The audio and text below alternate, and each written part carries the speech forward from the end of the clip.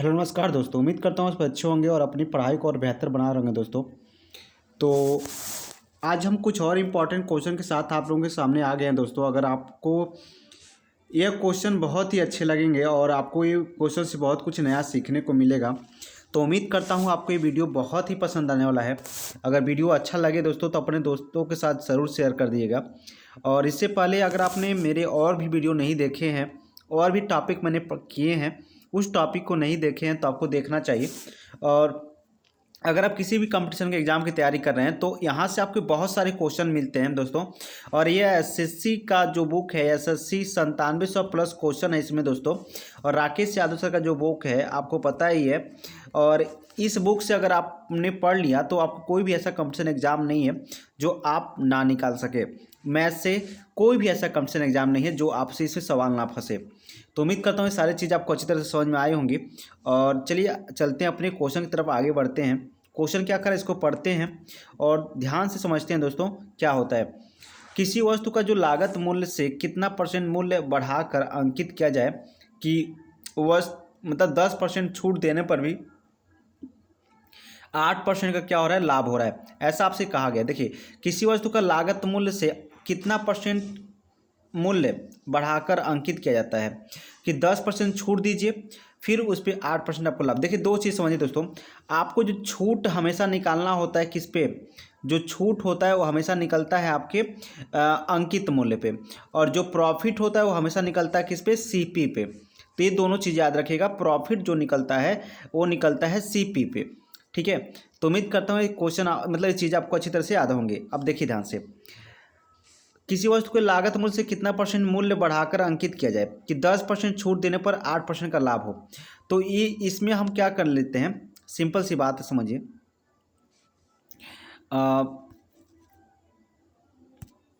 ठीक, अब यहाँ देखिए, हम एमपी और एसपी का एमपी और सीपी का रेशियो बना लेते हैं। एमपी और सीपी, इसका रेशियो क्या होता है। देखिए, जो एमपी होता है उसका रेशियो क्या होता है, एमपी जो होता है इसका रेशियो होता है 100 प्लस प्रॉफिट। क्या होता है, 100 प्लस प्रॉफिट।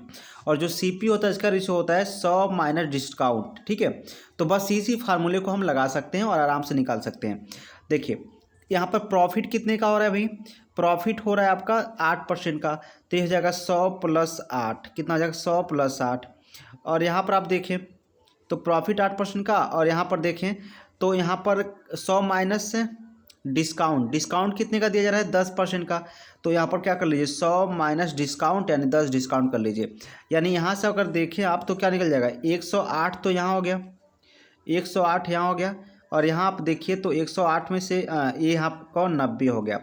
जब इसको 9 से आप कैंसिल करिएगा तो ये कितने बार में, तो ये तो 10 बार में जल जाएगा। और ये 9 एक का 9 9 2 18 यानी 12 बार में जाएगा। ठीक है, यानी 12 9 कितना होता है, 108। यानी ये रेशियो बन गया 10 और 12 का। यानी अगर स्कोर कैंसिल करें तो 6 और 5 का रेशियो बन गया। इसका अर्थ ये है कि अगर सीपी उसका एमपी मतलब जो अंकित मूल्य 6 है, तो इसका जो सीपी होगा वो कितना होगा, 5 होगा, ऐसा कहा गया है। अब आपसे क्या पूछा गया है कि छूट देने पर भी 8% का लाभ हो, तो क्या किसी वस्तु का लागत मूल्य कितना परसेंट मूल्य से बढ़ाकर रखा जाए। देखिए, तो जो लागत मूल्य कितना है, 5 है, और कितना लिखा गया, 6, यानी 1 बढ़ाकर लिखा गया है। तो 5 था और 1 बढ़ाकर लिखा गया, यानी कितना परसेंट। तो आप इसको जब 100 से कैंसिल 5 से कैंसिल करेंगे यानी 20% आप उसको बढ़ा करके रखना पड़ेगा। तो उम्मीद करता हूं दोस्तों ये सारी चीज़ें आपको अच्छी तरह समझ में आएंगी। इस बार इसको देख लीजिए पूरे क्वेश्चन को। और यहाँ पर देखिए ऑप्शन नंबर जो डी है वो क्या हो जाएगा, राइट हो जाएगा। ठीक है, तो उम्मीद करता हूँ दोस्तों इस चीज़ें आपको अच्छी तरह से समझ में आ गई होंगी, इसमें आपको कोई भी डाउट नहीं हुआ होगा। चलिए फिर आगे बढ़ते हैं और अगला क्वेश्चन देखते हैं। अगला क्वेश्चन क्या है, यहाँ पर देखिए कहा जा रहा है कि एक टेप रिकॉर्डर का उत्पादन 500 है। उत्पादन मूल्य कितना है, 500, मतलब जितना लागत लग रहा है वो क्या है, 1500 रुपये है, 500 नहीं।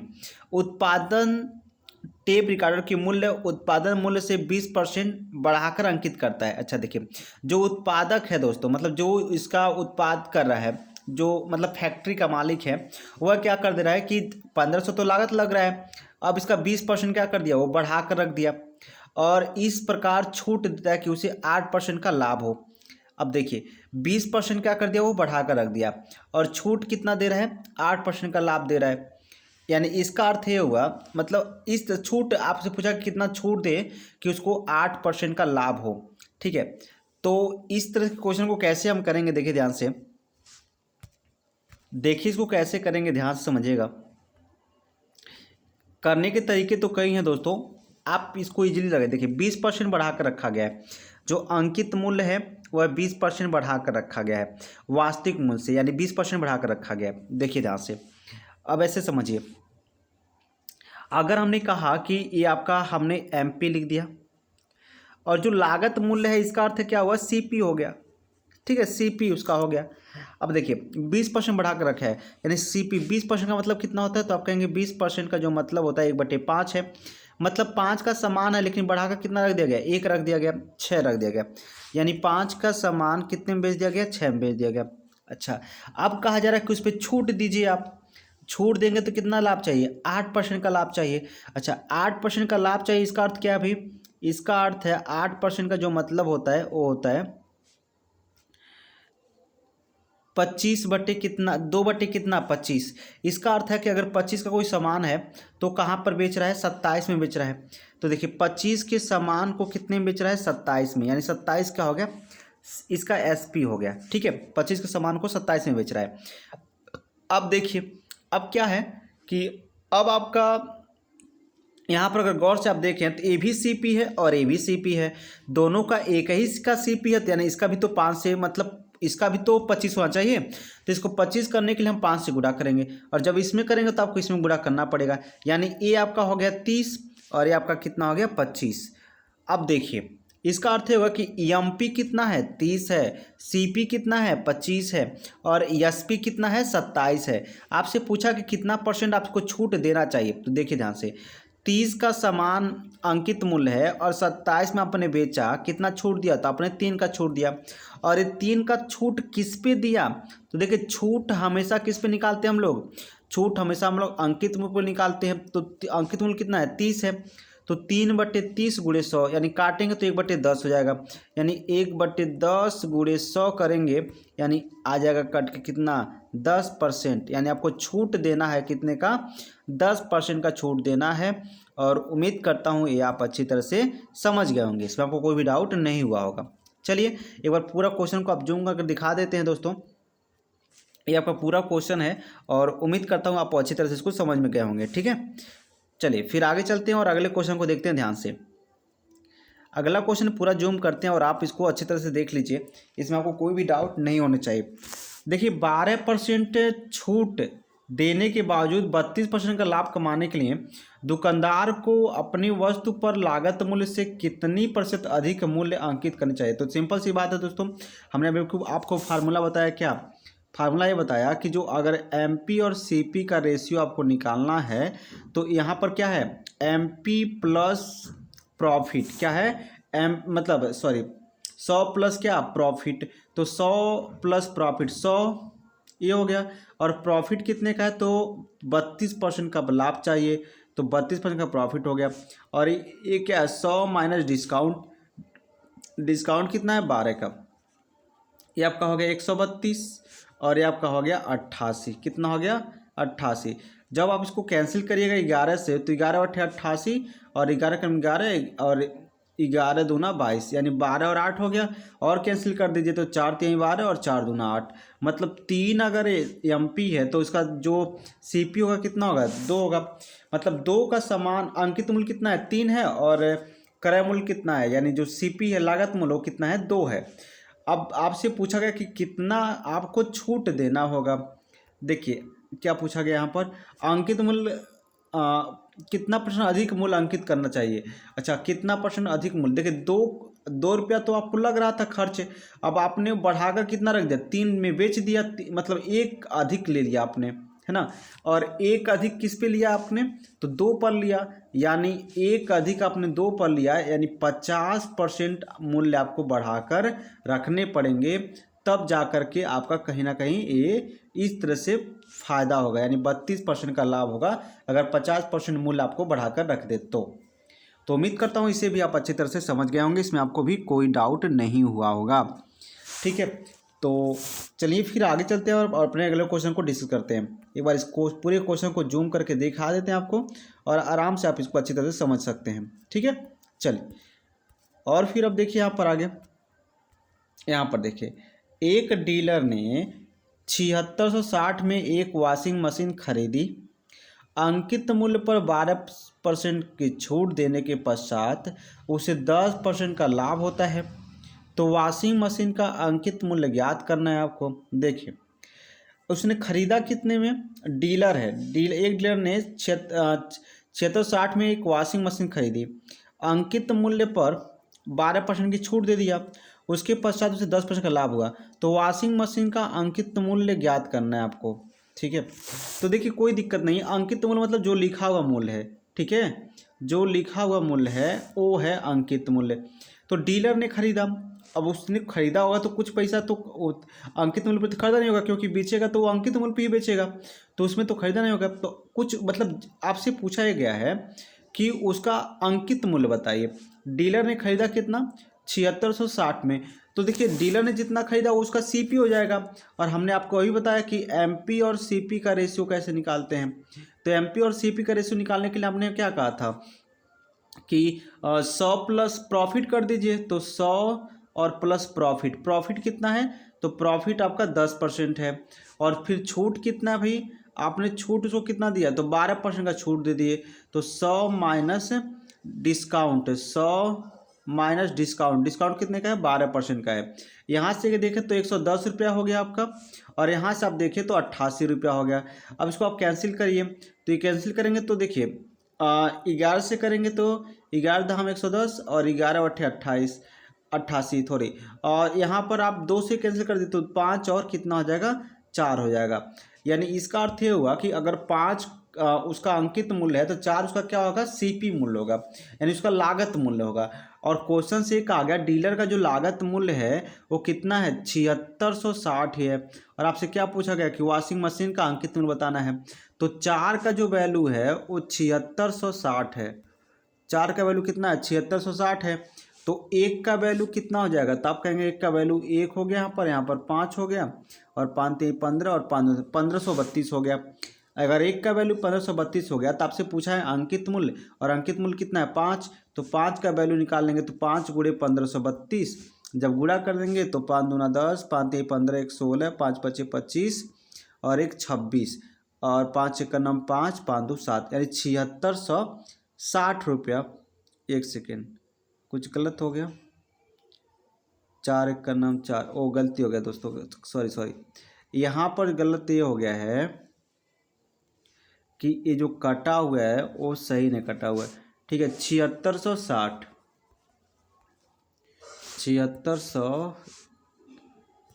4 का जो वैल्यू है वो है 7660। ठीक है, अब 4 से काटिए, 4 1 9 4, बचा कितना 3, 4 9 36, और 4 1 9 4 हो गया आपका, और 4 5 20, यानी 1925 हो गया। अब 1925 में गुणा कर लीजिए 5 से, तो पूरा करेंगे तो क्या जाएगा, 5 5 25, 5 दूना 10 2 12, 5 9 45, 1 46, और 5 1 9 5, 5 4 9, यानी कितना हो गया 9625। इसका कुछ गलत हो गया दोस्तों, 9575 आया हुआ है। एक सेकेंड, ये आपका 7660 ही तो है। तो 4 का वैल्यू आपका हो जाएगा 4 1 9 4, फिर यहाँ पर 3 बचा और 36 हो गया, तो 4 9 36, ओ फिर यहाँ गलती हो गया दोस्तों, ये 4 9 36, ये 4 1 9 4 होगा, यानी 1915 होगा, तो 1915 कर लीजिए। 5 से काटिए तो 5 5 25 हो गया, 5 1 9 5, 5 2 7।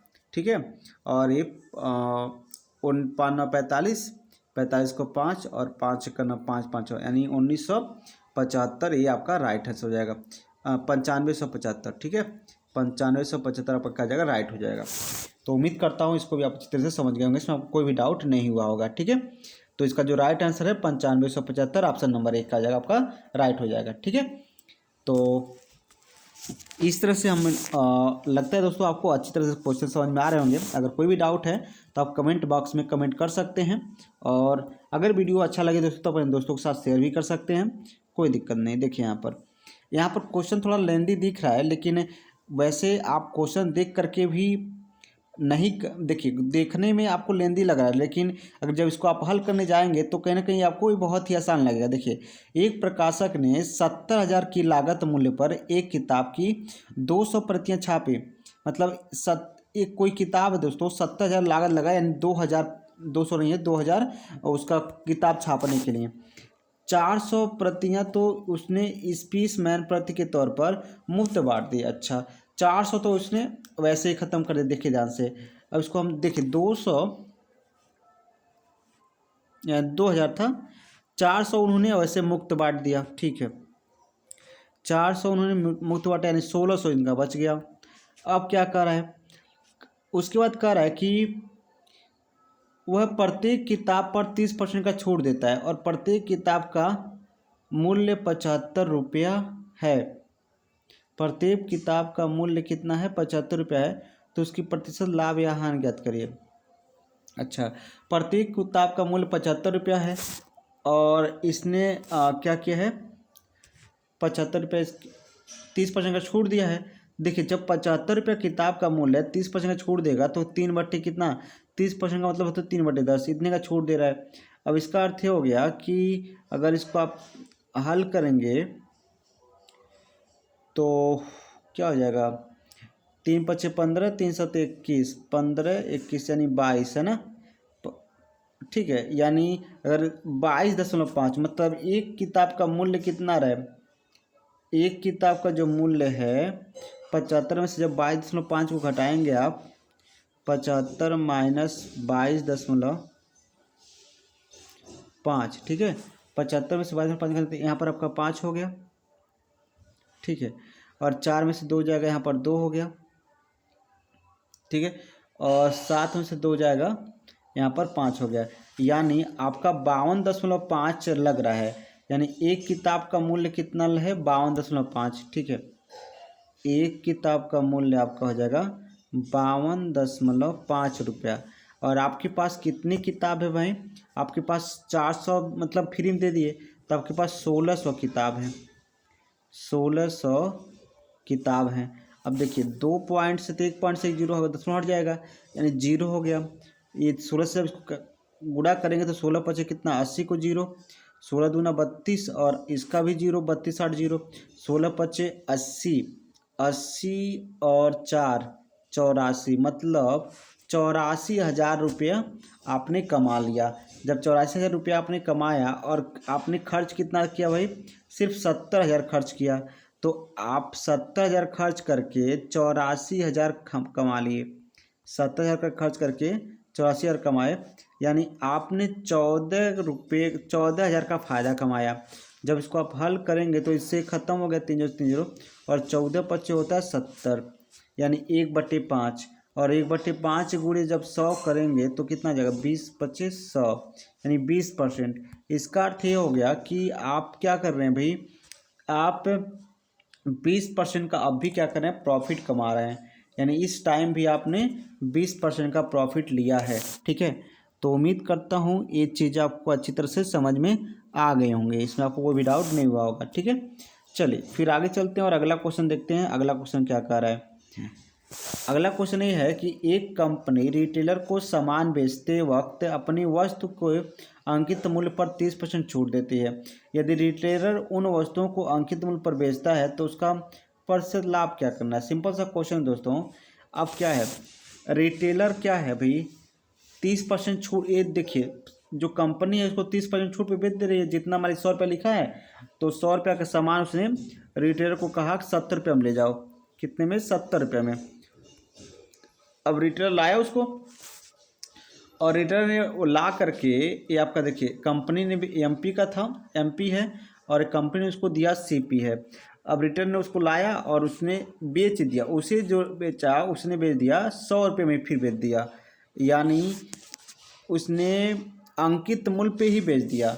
तो अब क्या हो रहा है, पूछा जा रहा है कि कितना इसको फ़ायदा हुआ होगा। तो इसका जो फ़ायदा है दोस्तों, लाभ देखिए 70 का उसको लगा था खरीदने में और 100 में फिर बेच दिया, मतलब 30 का फ़ायदा हो गया। तो 30 बटे कितना जाएगा 70। जब इसको आप हल करेंगे तो अगर देखें 1/7 का जो वैल्यू होता है, 1/7 का देखिए जो 1/7 का वैल्यू होता है 14 सही 1/7 की वैल्यू की बात कर रहे हैं, 1/7 इसका जो वैल्यू होता है 14 सही 2/7 इतना परसेंट होता है 1/7 का वैल्यू।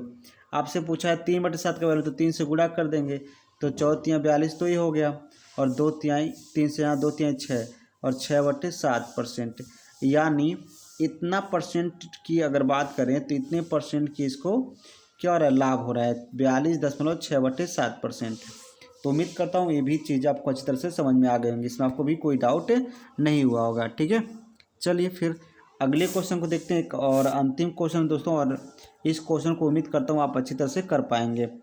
चलिए देखते हैं। कहा जा रहा है कि एक अंकित मूल्य पर 10% छूट देने के पश्चात तो उसका दुकानदार का जो 12% का लाभ होता है, तो किताब के क्रय मूल्य तथा अंकित मूल्य में अनुपात। देखिए तो सिंपल सी बात है, क्रय मूल्य में और अंकित मूल्य में अनुपात पूछा है, तो पहले क्रय मूल्य लिख लीजिए। तो सीपी और अंकित मूल्य मतलब एमपी में अनुपात पूछा है। ठीक है, सीपी के लिए एमपी के लिए हमने क्या बताया 100 प्लस प्रॉफिट, क्या बताया था 100 प्लस प्रॉफिट।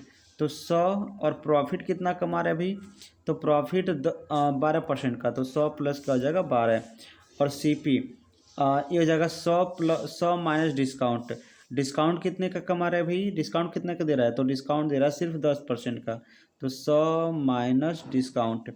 अब यहाँ पर कितना हो गया, ये 90 हो गया और यहाँ पर हो गया 112। जब आप 9 से इसको कैंसिल करेंगे तो 9 से तो कैंसिल होगा नहीं, 3 से भी नहीं होगा, तो 90 और 12। आपसे पूछा क्या है, हाँ पूछा है इनका अनुपात ही तो पूछा है, तो 2 से कैंसिल कर लीजिए, तो 45 से हो गया, और ये हो गया आपका 2×5 = 10, 2×6 = 12, 45 और 56। तो ये इसका निकल गया सीपी और एमपी का अनुपात 45 और 56। ठीक है, तो उम्मीद करता हूँ दोस्तों ये सारी चीज़ आपको अच्छी तरह से समझ में आए होंगे और सभी क्वेश्चन आपको अच्छे लगे होंगे। तो अगर ये सारे क्वेश्चन आपको अच्छे लगते हैं दोस्तों तो इसे अपने दोस्तों के साथ शेयर जरूर करिएगा, और वीडियो को अगर आपने अच्छा लगा है तो इसको एक बार क्या करिए, पूरा वीडियो आप देख सकते हैं इस चैनल पर जा करके। ठीक है, तो आपको कोई भी डाउट शेष नहीं रह जाएगा। तो उम्मीद करता हूँ दोस्तों ये सारी चीज़ आपको अच्छी लगे हैं। तो आज के लिए बस इतना ही, जल्दी मिलेंगे अपने नेक्स्ट वीडियो में, तब तक के लिए जय हिंद जय भारत।